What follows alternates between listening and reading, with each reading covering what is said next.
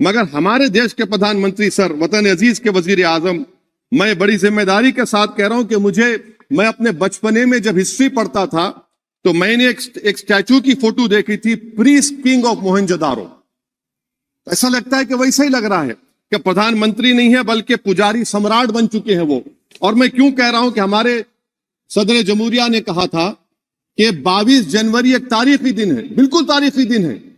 22 जनवरी की बुनियाद 6 दिसंबर 92 को रखी गई। 22 जनवरी की बुनियाद 86 में ताले खोलकर रखी गई। 22 जनवरी की बुनियाद जीबी पंत ने रखी थी, इसीलिए तारीखी दिन है। और तारीखी दिन इसलिए भी है कि सर इसी ऐवान में 16 दिसंबर 1992 को हमने एक रेजोल्यूशन पास किया था। आप बताइए कि आज इस मुल्क में चाहे कोई सेकुलर पार्टी का हो या जो भी हो, वाले सब सेकुलर है, बुरा मैं हूं, किसी में हिम्मत नहीं है कि 6 दिसंबर की बात की जाए। और वो तारीखी दिन इसलिए भी है सर, इंसाफ करने वालों में एक एनसीएलटी के चेयरमैन, एक गवर्नर और एक नामजद शुदा रुकने पार्लियामेंट बैठे हुए थे। अब आप बताइए मेरे पास बचा क्या है? बचा यह है कि आर्टिकल 32 बचा है जिसको बाबा साहब अम्बेडकर ने दिया। आज मुल्क के 17 करोड़ मुसलमान भारत के वजीर आजम पर एतमाद भरोसा नहीं करते, बिल्कुल नहीं करते, बता रहा हूं, खुल के कह रहा हूं। अगर आप आर्टिकल 32 का ड्यू प्रोसेस ही खत्म कर देंगे तो फिर मेरे पास क्या बचेगा सर? क्या बचेगा? मैं तो यहां खड़े होकर वो सुप्रीम कोर्ट के मायानाज बेबाक वकील दुष्यंत दवे की तरह तो नहीं कह सकता। मुझे आज भी रूल ऑफ लॉ में भरोसा है, मुझे आज भी कानून पर, संविधान पर भरोसा है, मगर ड्यू प्रोसेस तो फॉलो होना चाहिए। ड्यू प्रोसेस फॉलो नहीं हो रहा।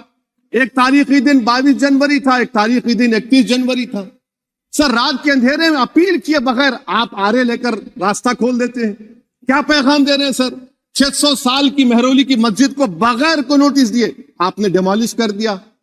मैं जिम्मेदारी के साथ कह रहा हूं कि भारत के प्रधानमंत्री और उनकी सरकार भारत के मुसलमानों से उनकी शनाख्त को छीनना चाहते हैं। ख्वाजा अजमेरी के आस्थाने पर चादर बिछाइए, मगर आप जो चादर मुझसे छीनना चाह रहे हैं मेरी मस्जिद है, आप हर मस्जिद को छीनना चाहते हैं। आप बताइए 17 करोड़ मुसलमानों को क्या पैगाम दे रहे हैं आप कि आप हर मस्जिद को छीन लेंगे मुझसे? फिर मेरा वजूद किस माने रखता है? मेरा शनाख्त क्या माने रखता है? रूल ऑफ लॉ क्या माने? अच्छा 1991 के प्लेसेस ऑफ वर्शिप एक्ट पर क्यों नहीं बोलते आप लोग? आप उस पर कायम है ही नहीं है।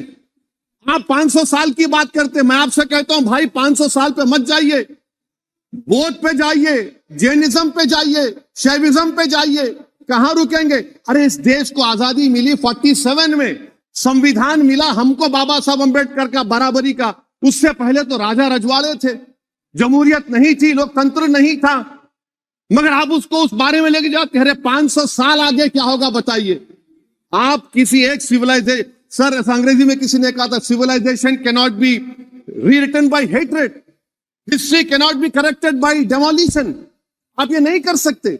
और मैं उम्मीद करता हूं कि जब मौर्ख तारीख लिखेगा, नरेंद्र मोदी इस मुल्क में तारीख लिखना चाहते हैं। क्या तारीख लिखना चाहते हैं? कि मैंने इस देश को, गांधी अंबेडकर के देश को मैंने हिंदू राष्ट्र बना दिया। मैं उम्मीद करता हूं कि हमारे भारत के हमारे हिंदू भाई देश के प्रधानमंत्री की सोच को नाकाम करेंगे, उन पर है। अब देखते हैं क्या होता है। सर नेबरहुड फर्स्ट की पॉलिसी है। नेबरहुड फर्स्ट क्या हो रहा है सर? हम सोशल मीडिया के जरिए फॉरेन पॉलिसी चला रहे हैं। मालदीव छोटा मुल्क, वो हमको आंख दिखा रहा है, चीन की गोद में बैठ गया। हमारे लद्दाख में हमारे जो लोग जानवर को लेकर घास चराए जाते, वहां पर चीन की आर्मी आके रोक रही। बताइए, बांग्लादेश चीन की गोद में बैठा हुआ है। आप गैलेंट्री अवार्ड दे रहे हैं, क्यों दे रहे हैं? कि चीन बैठा हुआ है। तो आपका बफर जोन गया कहां भाई साहब? आपका बफर जोन तो कहां गया नहीं मालूम, गायब हो गया बफर जोन। और दूसरी बात सर, आप ये भी देख लीजिए कि यहां पर मैं आपको इंपॉर्टेंट पॉइंट ये बताना चाह रहा हूं सर। ये हम बोलते हैं India middle east economic corridor, कितना पैसा है बताइए?